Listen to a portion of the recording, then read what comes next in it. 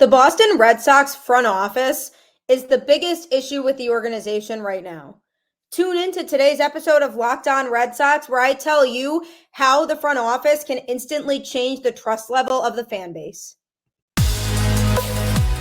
You are Locked On Red Sox, your daily Boston Red Sox podcast. Part of the Locked On Podcast Network, your team every day.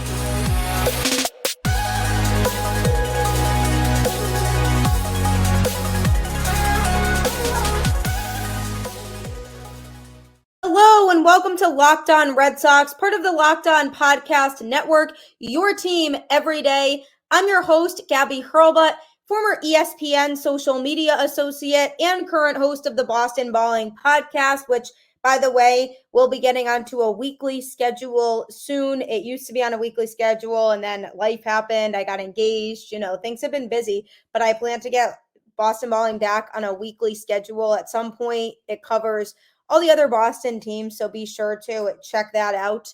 And also download the SiriusXM app because you can get the home broadcast of every Red Sox game for free, so you don't have to miss a single pitch of any game. Locked On Red Sox is here for you every day, Monday through Friday, straight to your favorite podcast feed. Thank you for making the show your first listen of every day, despite the fact that the Boston Red Sox simply have a front office that cannot be trusted right now. It's a pretty simple concept. On today's episode, I'm going to be diving into more about the front office, why they are the biggest issue with the Boston Red Sox organization right now, and talking about things they can do to earn that trust back. I want to start off by just saying, why is there always constant confusion with the Red Sox front office? One of the biggest things to me that bothers me about this organization and its front office right now is the lack of communication that seems to go on between front office personnel. When Chaim Bloom was in his position, and I'm not defending the moves that Bloom made or excusing the moves lack thereof. But what I will say is when he was in his position, it seemed like he and ownership were not quite on the same page all the time about how things should go. I am inclined to believe that there were moves that Bloom wanted to make that ownership was not really supportive of, and he couldn't go against ownership because ultimately at the end of the day, he has his job because of them hiring him. So I understand that. That's like going against your boss in any job. Would you ever do that? If your boss tells you not to do something, are you going to go and do it anyway? Unless you really hate your job and are looking for a reason to be out of there. But I think for the most part, the answer would be no. So I think Chaim Bloom had his voice, but wasn't always able to exercise it in the best way. And the biggest issue I have right now with the Red Sox personnel is just not hiring somebody who's necessarily on the same page as them. When they fill this GM and baseball operations manager position, they need to keep in mind really what their goal is for this baseball team. Do they want to be a team that's going to continue to build the farm system and not really compete at the major league level? Or are they going to be a team that is willing to go out and spend money and be aggressive on the free agent market or even a little bit on the trade market to get the players in place that they need to come into this organization to help fill the holes that are needed for the Major League Ball Club to contend and be a playoff contending team? Now, none of us can answer that for sure, what direction ownership wants to go in.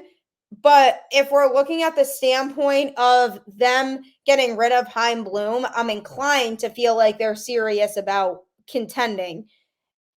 They need to show and express that more. That lack of communication between ownership in the rest of the front office and Chaim Bloom was pretty evident, or so it seemed, from just the way that Bloom talked about why he made certain moves and would say, I wanted to play it safe because I didn't feel like we are quite there yet, was kind of around the lines of what he said at the trade deadline this season, basically essentially saying this Red Sox team isn't really worth investing in right now because I don't want to blow our farm system to maybe get a wild card spot. How did ownership feel about that? I think ownership might have maybe felt like they had more potential than they did, which I think was a big triggering factor in why they got rid of Bloom in the first place. So that lack of communication needs to be resolved. Everybody in the front office alone needs to be on the same page, because the more that they are not, the more it's going to affect the organization as a whole, because the front office are the ones that lead the charge. They are the ones who just lead and facilitate everything that goes on, and whatever moves that they make or whatever choices they make are going to impact the rest of the Red Sox organization. So they all need to get together in a room. I don't know what that's going to take, but Sam Kennedy, John Henry, Brian O'Halloran, everybody who's involved with this Red Sox front office and the business side of things needs to all be in a room together and really understand and identify what this team's identity is and how they stack up to other teams in the league, and where do they see themselves in 2024, and what do they have to do in the offseason to make that happen. I just don't get the impression that there's a whole lot of that going on, and the fact that Alex Cora seems to be involved in a lot of these decisions and has a heavy influence on front office decisions makes me feel like there's some indecisiveness going on among that group of people that are there in that front office right now. And that's an issue. I would not want to be in the position of being somebody new that comes into the organization and having some things be unclear from an organizational standpoint in terms of what I should be doing and what I shouldn't be doing. I remember when I was working at ESPN, and there were multiple people giving different types of feedback on different things. So depending on who was overseeing that project, if I did something that they didn't agree with, then to them, they didn't really like the work I was doing. But if that was somebody else's direction that I was going off of, then it would seem like it's a good move to them. So whenever you're getting mixed feedback like that, it's really hard to do your job. So whatever it was that went on during Chaim Bloom's tenure, I think there were so many issues beyond just him. Yes, he had his issues too in terms of maybe not being able to recognize the right major league caliber talent. And he does specialize in farm system talent. We knew that. And being able to acquire the talent at the lower levels that can help put the team in a position to succeed. But from the standpoint of the Major League Baseball team, he didn't really have the best eye for the talent. However, there's so much of a more overarching problem there, and that lack of communication among front office personnel is where that starts. Coming up, I'm going to be discussing another big issue that pops into my head that the Red Sox front office needs to fix prior to this upcoming season in order to earn trust back from the fans. And I'm also going to be grading the Red Sox front office overall. So many unprecedented things happen in life, like the COVID pandemic or fires in Hawaii or hurricanes or tornadoes in Florida. These are all things that are out of our control. And wouldn't you want to have peace of mind during some of these catastrophes that happen where you might not be able to go out and see a doctor? That's why the Jase case has you covered. The Jase case is a personalized emergency medication kit that contains 5 essential antibiotics that treat the most common and deadly bacterial infections. You can also customize your case and add additional life-saving medications based on your unique needs. Like, for example, I know some people who have asthma, and what happens if you have an asthma attack and you can't get to the emergency room, or you don't have an EpiPen in ready access to you? You can use the Jase case to have one on hand at all times. And that's what I love about it. You want to make sure that you always have something on hand with you. Like, what if you fall and break your leg or something like that, and you can't easily get to an emergency room? That's what the Jase case is for. You want to make sure that you have something on handy for emergency use. All it takes to get a Jase case is fill out a simple online form, and in some cases, jump on a quick call with a board certified physician who can basically tell you what you need and what you should have in it. And then again, you can specialize it to your needs. So the Jase case is honestly the way to go for your last minute emergency medical needs. Also, don't forget to download the SiriusXM app, where you can get the Red Sox home broadcast of every game for free, so that you don't have to miss a single pitch of Red Sox baseball. And who would want to miss a pitch? That's what baseball is for, right? Watching 162 games, grinding through the season, even if it's a bad season. So make sure that you download that app and you can catch the home broadcast of every game right to your feed. The Boston Red Sox front office is not transparent enough with the fans. Every time there's been interviews with Sam Kennedy about where the Red Sox organization stands, there seems to be a little bit of a cryptic message sent, like, okay, what is he actually saying? Where does this organization stand? How do we feel about this Red Sox team? Do we have confidence in where we're at? Should fans be confident in the product on the field? They don't give fans enough of a reason to say they have a direction and they know what they're doing. Right now, I need to give the Red Sox front office a grade of a C-. I think there's pros and cons. I think there are a few things they've done well, like, really trying to take their time with this GM search and really being open about who some of the candidates are. But on the same token of that, there have been false reports out there of them being deep in the process with a candidate to become the next GM. And it turned out it was a little premature.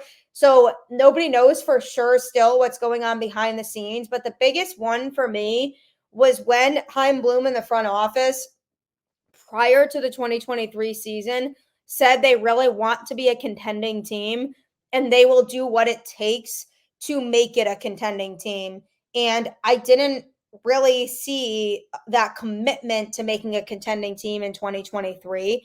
Was it because they wanted to save some money and they didn't feel like they were in a spot to make the team competitive in 2023?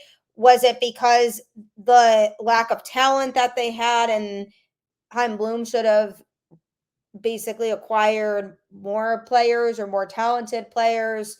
What really was it? The thing that really irked me was, why couldn't they just be transparent from the start about it and say, hey, we want to be a contending team in 2023, or hey, we don't feel like this organization is at a place yet to be able to compete? Because there was a lot of frustration going on in the off season going into 2023, where people were saying, well, what exactly are they doing? What should we expect out of this off season? And there always seems to be a lot of questions left unanswered when it comes to the Red Sox front office. And my problem again becomes, do they know what direction they're going in? Do they feel like they are in a spot to be able to make these types of decisions that could alter the franchise one way or the other? Are they too afraid of commitment at this point? Do they feel like they haven't found the right person for the job yet? If so, just tell us. All I'm asking is for some transparency and communication among the fans. And all of these cryptic messages that they've been sending are just not the best way to go about it. And it's made me lose a lot of trust in this front office. When you look at just the situation surrounding the Xander Bogaerts deal when he went to the Padres, and Red Sox fans were convinced that the Red Sox wanted to keep him. I mean, why was there no communication there in terms of letting us know where they stood with Xander Bogaerts? Why wasn't it a matter of, oh, we couldn't get a deal done with him, or we didn't feel like we saw him as part of the future for this reason? There just doesn't seem to be a whole lot of that type of communication going on with fans. And after the Xander Bogaerts thing happened, I know people had questions. I mean, I saw a lot of questions coming through on my Twitter feed. And I said, I wish that the front office would just be more open about this. And also, just the level of involvement that Alex Cora has is a little strange to me. I think the Red Sox need to understand and realize the fact that he is the on-field manager, nothing else. And there's no reason why Alex Cora should be having this big of a say in front office decisions. I mean, he can have a say in the coaching decisions because he's going to be working with the coaches every day on a daily basis. So he has to feel comfortable with the other coaches that are on his staff. But for them to put that trust in him to have input on a business type of position seems a little bit sus to me. And there's just a lot of issues that I have with this front office right now. Does ownership feel like they aren't as invested in the team as they used to be? Because if so, that's an issue, and they probably should look to move on from the franchise if they're not going to prioritize the franchise. And they also really have to just try to show some sort of commitment either way, because I'm still not fully convinced that they are going to field a better baseball team in 2024 unless I have that stand-up vote of confidence from ownership in the front office. And I just wonder what Brian O'Halloran and Sam Kennedy really have to say about all of this, because again, they work for ownership, so there's only so much that they can do to really give their input on certain things related to this issue. But at the end of the day, more people need to be communicative, because the more that they isolate and tune out the fans, the more fans are going to start to lose interest. And you know how much the Red Sox care about money and those ticket sales. So if they want to keep those ticket sales up, they have to let the fan base know that they care about them. And I just don't see a whole lot of care for the fan base going on. The ones that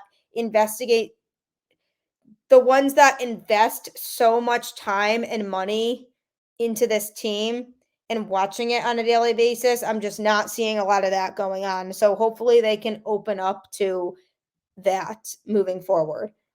Coming up, I'm going to be talking about just a couple things that the front office can do quickly to immediately gain more of my trust back, because we do need to see some changes. But first, I have to tell you about Sleeper, which is a great fantasy baseball app where you can get all of your fantasy baseball picks and choose from a lot of different categories. With it now being the league championship series, there's a lot of talent in this pool of players right now.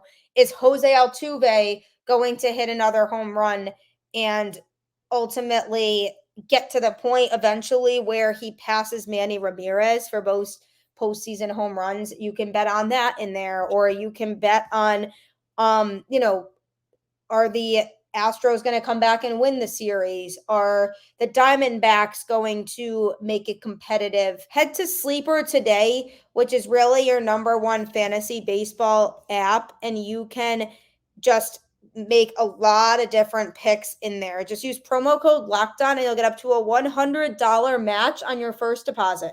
Terms and conditions apply. See Sleeper's terms of use for details. That's honestly the best part about Sleeper is that 100 times your money that you can win if you make the right fantasy baseball picks. It's honestly great and it's super exciting, and this is the best time of year to do it. So head to Sleeper today and use that promo code LOCKEDON.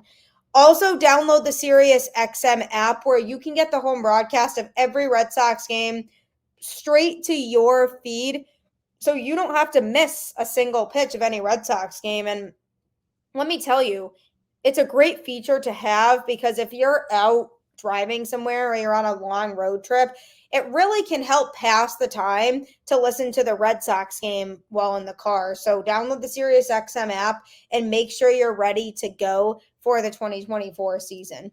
Speaking of the 2024 season, the Red Sox need to put themselves in a position where they can be better than they were in 2023.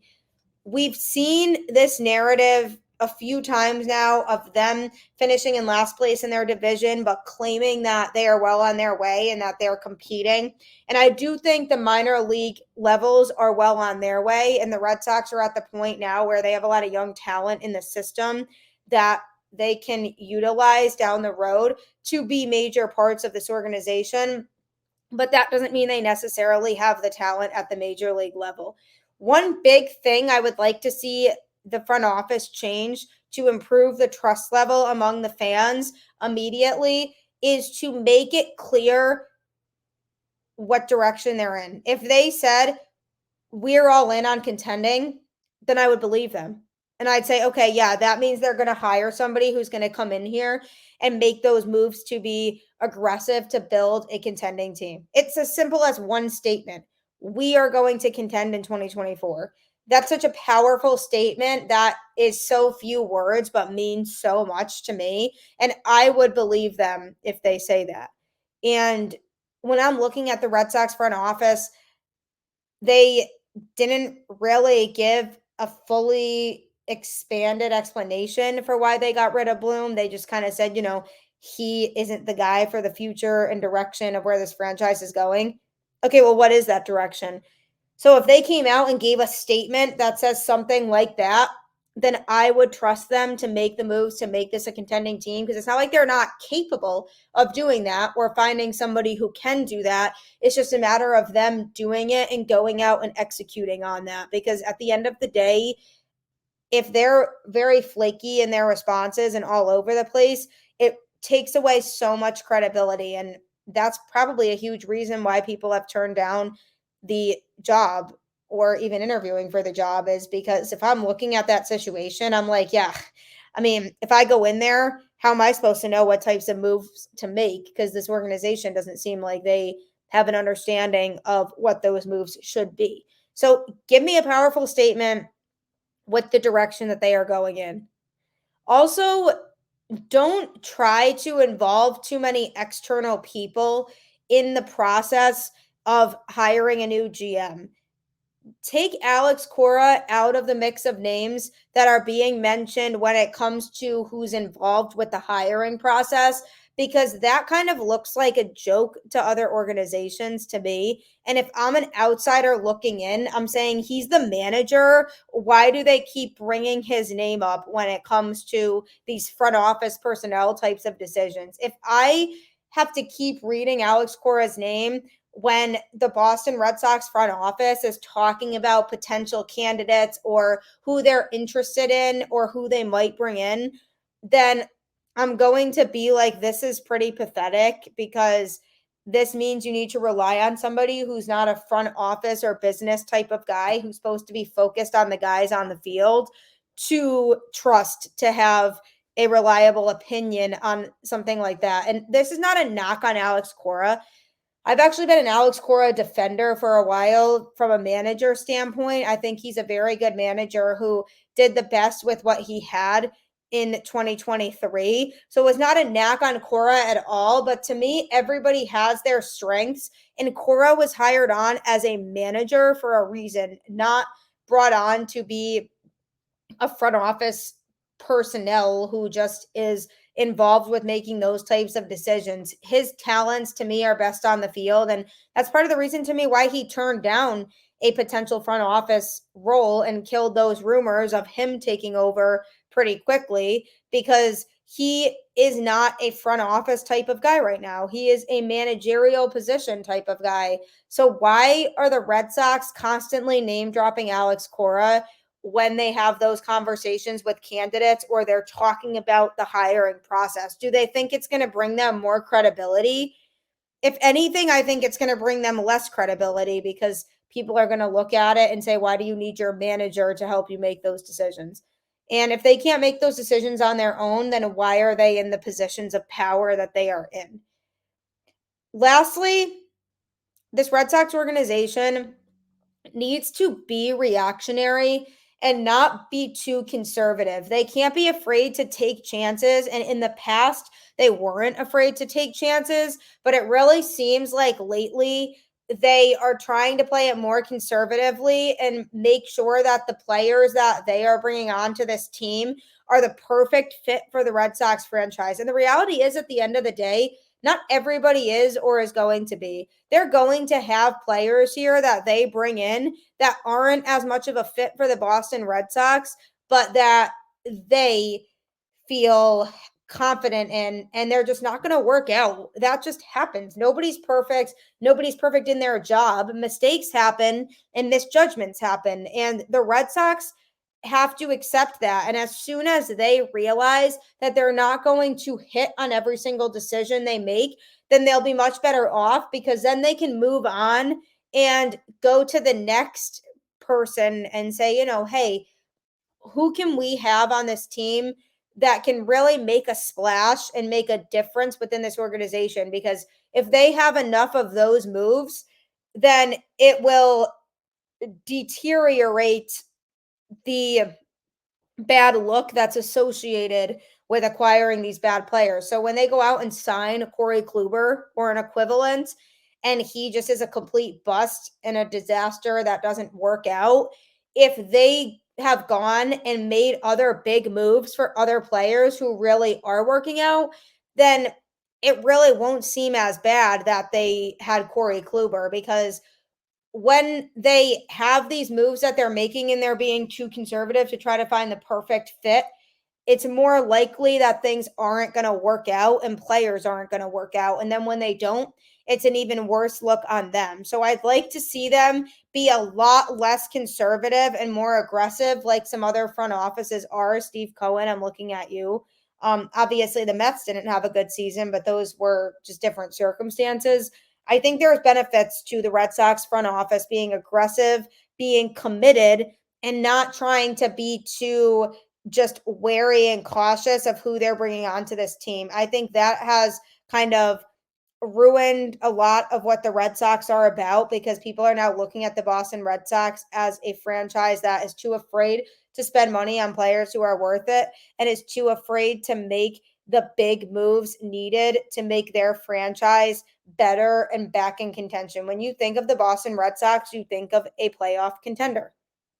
The front office needs to be less conservative and more decisive and make the moves to put them back in a position to contend. It's a pretty simple thought. Let's hope that they make the front office decisions seamless and they communicate about it and what moves they are trying to make and that they are making, and that the front office as a whole gains that relationship and trust back with the fans, because as far as I'm concerned, they do not have it right now. Try to keep the faith. As always, go Red Sox, and I will catch you on the flip side.